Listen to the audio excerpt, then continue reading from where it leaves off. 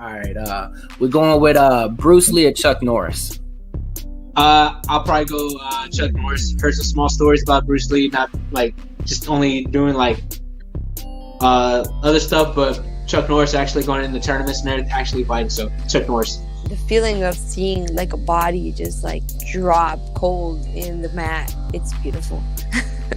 It's just you applying the technique and seeing that it's just one touch. It's just 1 second and the body just drops cold and the person cannot move, Everybody says, you get your top 5 athletes out there, on a basketball team. You got Barkley, you got Jordan, LeBron, Kobe, all that. Who's your top 5 fighters you walk into anywhere, ain't nobody fucking with, you guys knocking everybody out? Shit, I got Francis Ngannou. I got Izzy. I got Demetrius Johnson. And I got Kamaru Usman. Oh, I got one more? No, you included. So Nikes or Jordans?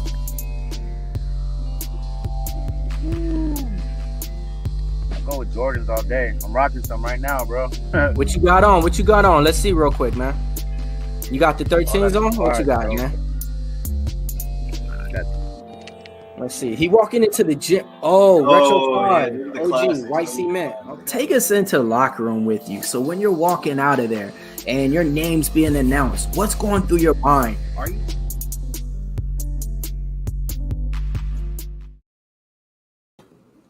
MMA locker room.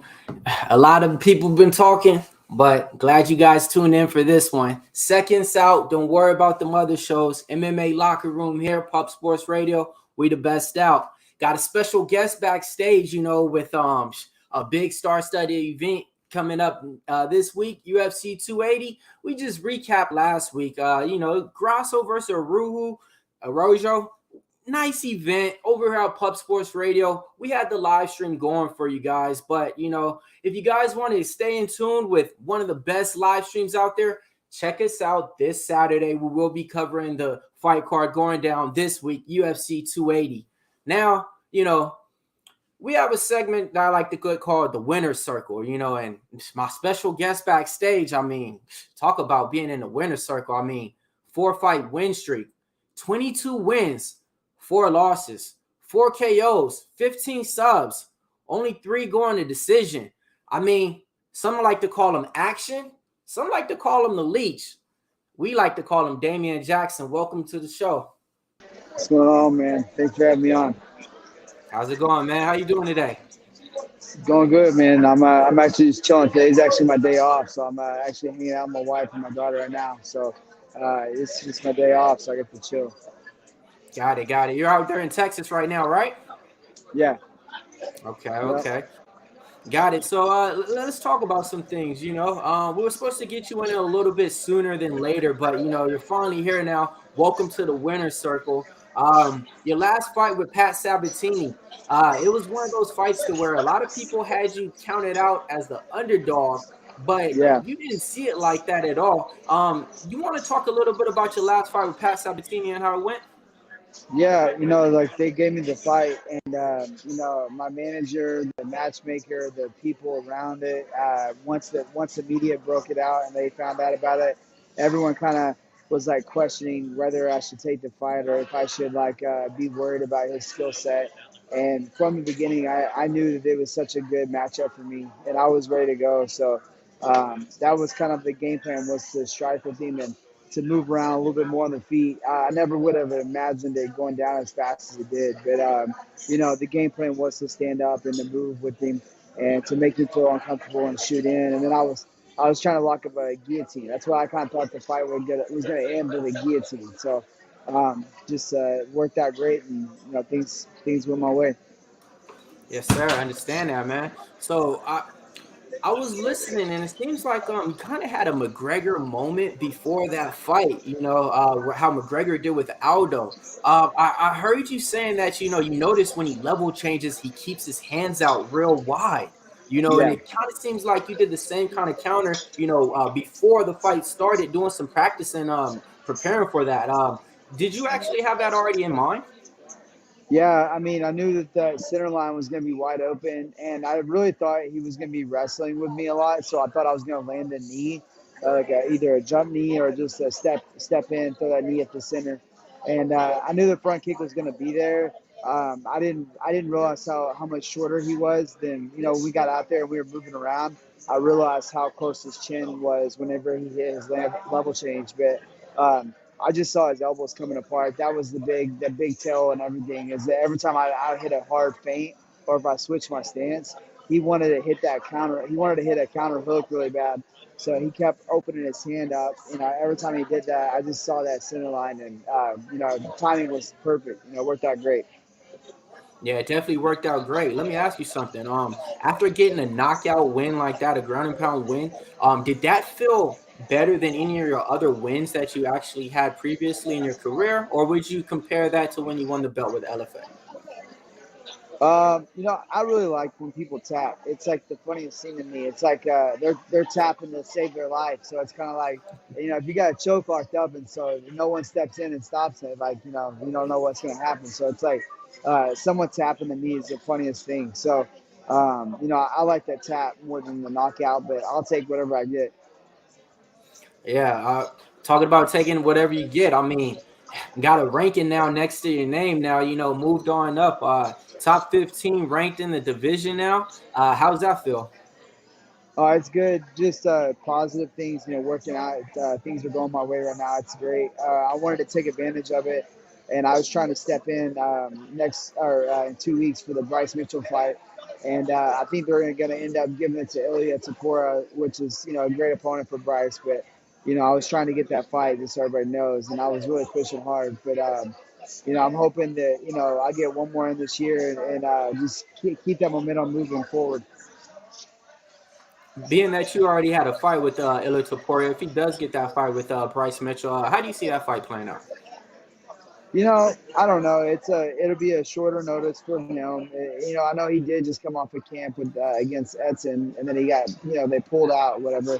So I know that he's in pretty good shape, but he does have to cut a lot of weight. And I know that once you have a fight and you find out you don't have a fight, the first thing you do is go eat some shitty food. So I bet he gained some weight, and I bet he has a hard weight cut. So no one wants to see Bryce lose. I think that.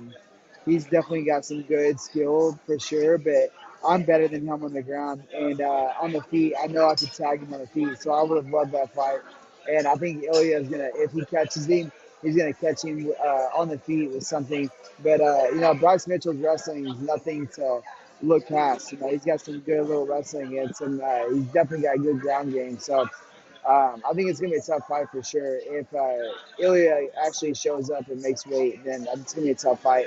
But I see Bryce pulling off a really boring decision, or maybe like a grappling decision, or I see Ilya catching him in the first round with a knockout. Yes, sir. I heard you mention a couple of times about, if he makes weight and, a couple of things like that. Seems like making weight nowadays for the UFC fighters is coming a little bit harder than it did in the beginning. And it seems like there's no pity for it. How do you feel about that? Do you have any resentment for him? Yeah, I've been wrestling since I was in 7th grade, and I've never once missed weight. That's making weight 3 or 4 days a week. I've had all my fights and never one time have missed weight. I've had some really shitty weight cuts, but I've never missed weight, and it was something I pride myself in. It would be so embarrassing to miss weight. So, like these guys missing weight, it's like they give up at the last minute, or they have a camp where they don't focus on their diet or whatever, and it's just like they cut it down to the last minute, and it's a dangerous game already. So when you wait till the last minute to cut weight, you don't want to finish that last 3 or 4 pounds. It gets really hard. That's the worst weight to cut. So I think a lot of people just they know the consequences aren't that big, so they're like, whatever, I'll just miss weight and I'll lose a little bit of money, but I'm still gonna have an advantage because I didn't have to cut that last 5 pounds is rough. So. Yeah, man. I mean, you know how USADA gives those jackets for like perfect tests and everything. I mean, you should get one of those jackets or vests for like never missing weight ever since you started wrestling or something. Yeah, no, it'd be cool. I would take a jacket. Like it, man. Like it. So with that being said, man, we talked about weight a little bit. What do you feel about fighter pay? Because you made your debut a little bit long ago. I believe it was UFC 177, TJ Dillashaw versus Soto. I want to say was fighting on that card. You have 9 fights in the UFC, so you kind of get paid a little bit better maybe than some of the other people because you have more fights under your belts, and it seems like that's how they pay the veterans in the sport. But what do you think about fighter pay? I think it is what it is. It's performance based. You go out there and you bring a lot of attention to the fans, then they're going to pay you more. And you bring a lot of people, a lot of eyes on the TV, then the sponsors want to pay more. The people come to you and they want to give you more money if you're bringing more eyes to the sport. Because at the end of the day, it's a business, and that's what it's about. So, um, oh, if you're not bringing that attention to the UFC, then why should they have to take that loss and pay you more if you're not bringing the numbers? But if you're bringing the numbers, there's no reason they shouldn't pay good, and they do. They pay great, and I've fought for every promotion there is, and the UFC is where it's at.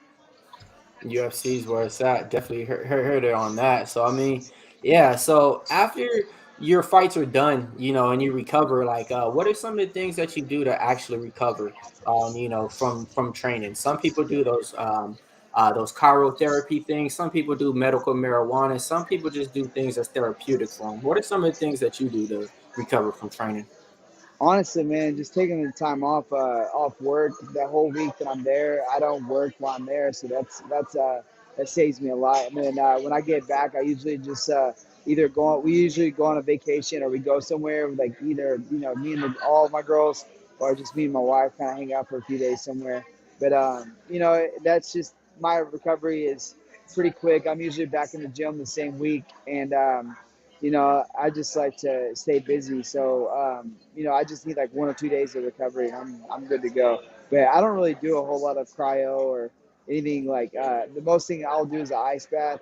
And that's, about as far as I go with everything else. But my recovery is pretty chill. I don't feel like I need a whole lot. I recover pretty easy and usually come out of my fights pretty good with no crazy damage. So as long as I don't have crazy damage, I like to stay busy.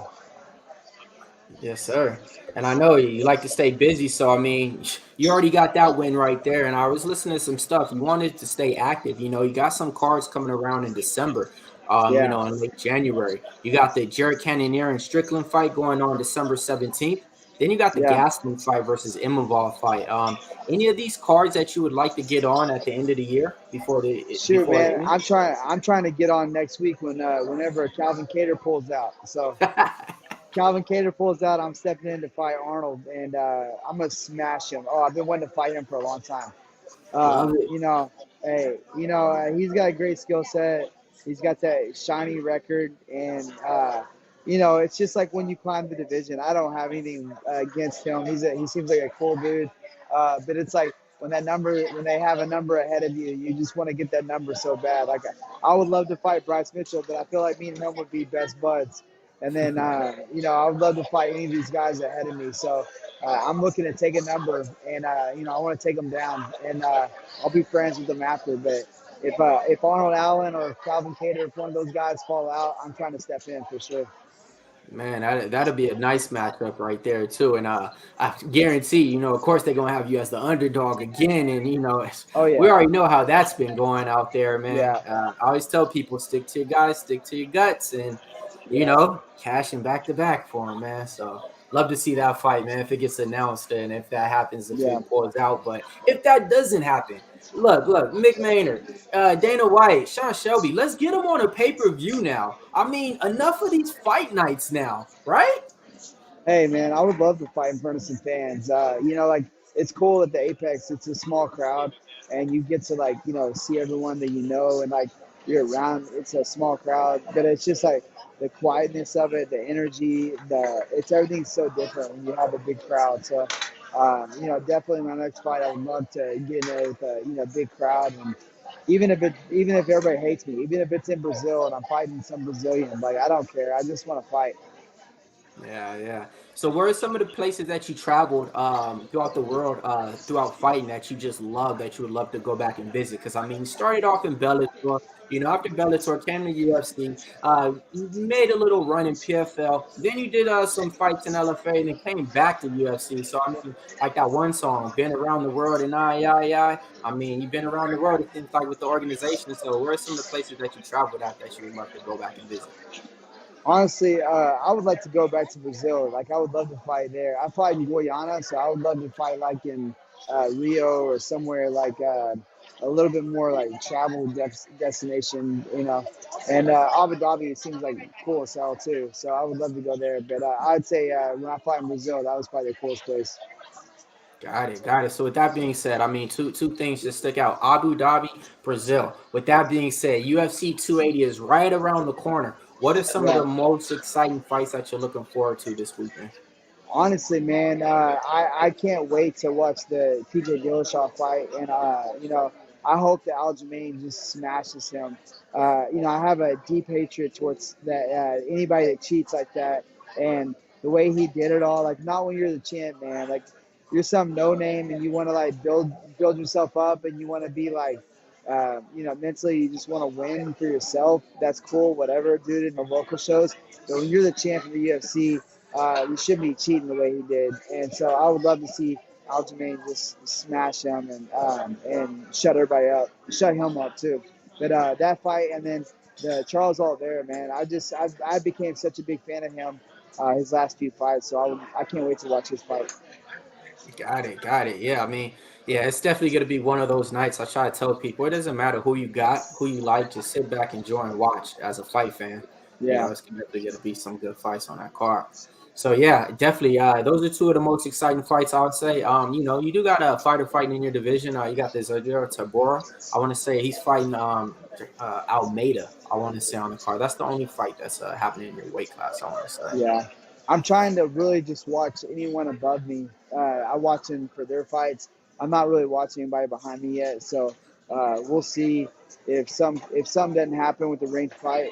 Then I'll move forward with whoever they give me. But I really want Dan Ige. We both have. I messaged him messaged him. He agreed to fight me. So we're just waiting on Sean to make the call, and if he gives us a fight, that would be awesome. I think I think Ige just got a fight announced yesterday. Um, Ah, yeah. I forget who it is against. damn. It's a good fight though. It's a new guy too. But yeah, he actually I did see it. And I want to say it Wow. is around December 11th or 12th. But same thing. Somebody could pull out. Somebody can get hurt or something. But yeah, he does Whatever. have one scheduled though. Damn. All right. Well, I'll check it out. Yeah. Yeah. So, all right. So, looking back at some of the fights that you had in your past history, one that stands out to me is the Charles Rosa fight, one of the bloodiest fights ever. What is one of the fights that stand out in your career, good or bad? Probably the either the Leonard Garcia fight or that Charles Wilson fight. That when I fought Leonard Garcia a long time ago, that was pretty cool to take him down. It was nice. Okay. All right.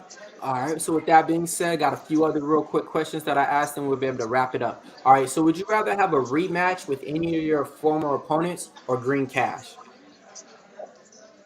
I take a rematch. I want to fight Area. I hope that I get to fight him again. Like it. If you had one rule to change in MMA, what would it be? Um, Man, that's a tough one. I think that the grounded opponent thing, I would change something like with the people touching their hand on the ground. I don't think it should be regulated as much. And then honestly, it's the judging. That's what needs to change. The judging needs to change. But as far as like rules go, I would say they're all pretty close. They're all pretty good. But I would say the putting the hand on the ground doesn't make that much difference. So I feel like if you're not protecting yourself while you're on the ground and you're just sitting down there with your hand down, you should be able to throw the knee. So one thing about the judging, if we could change it or do anything like that, like what would be something that you would think would help it out? Like getting former fighters in there to be judges, or just Yeah, maybe I think the lack of education and the lack of knowledge of the positions is a really big, because like, you know, at the end of the day, the judges are just fans. So they're out there, they're fans, and they've been fans of the sport, which is why they chose the job they chose. And then depending on how they like to watch their fights is how you're going to get scored. So if the judge is just a big fan of MMA, but he doesn't like wrestlers, you know, you might be getting screwed over. So I try not to go to decision because I know a lot of these judges, and I've met a lot of them, and they're just not very smart guys. So I'm like, the decision, I'd rather just like take it out of their hands and just do it myself. like that. I like that. Yeah. Okay. All right. If you could be a part owner of the UFC or part owner of Bitcoin, which one? Oh shoot, man! I would say UFC for sure. It's just been going up nonstop. But I mean, Bitcoin, it's all gonna bounce back. So, you know, I'm still buying right now. So it'll bounce back. No money, no reason. Who would you dream to fight? I mean, this could be your mailman who doesn't deliver the mail on time. This can be the guy at the Starbucks that doesn't fill it all the way up to the top, like Yeah. anybody. So for any dollar amount, no money needed. Who is one person who's just like, man, let's go?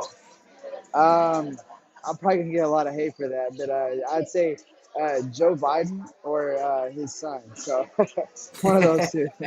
Yeah. Yeah, probably his son. Probably his Yeah. son. Yeah. Yeah. Got it. I like that because I'll be honest, that's the first one right there.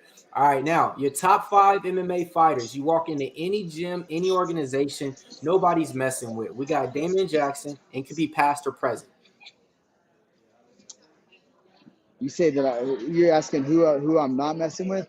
No, like all right, like you know how they say you get your top 5 basketball Yeah. players, nobody Okay. can Yeah. beat So Kobe, I'd Jordan, say, LeBron. yeah, you know, like if I had to pick a fan or pick a fighters, you know, like skill wise, I don't know, but I would say BJ Penn, whenever he was in his crazy phase, was like he had the craziest heart. Like he would just never give up. So definitely him, his heart. GSP, his mind. His mind was like money. And then Frankie Edgar, his like zombie, like you know, come back after everything. You know, it would just be. You know, one of those. And then Anderson Silva, his sneaky kicks and his sneaky movement, all of his tricks and stuff. And then I'd say Forrest Griffin also. Man, that's what's up, man. That's dang. I like that right there. Those are all fighters I came up off of. So yeah, man, I like Yeah. that lineage right there. Heck yeah. Yeah.